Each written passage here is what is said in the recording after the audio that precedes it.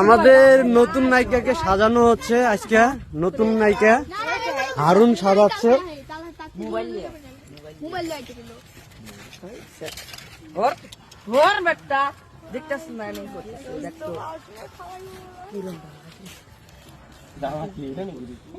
বারোশো টাকা দামে 3 পিস পরাইতেছি তোরে বেটা, একটা দুটো টেহা না, এটা দাম আছে 1400 টাকা।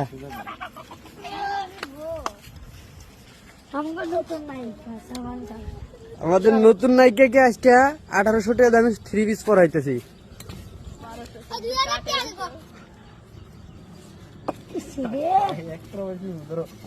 এ তোরা প্লবন কথা কইস না রে।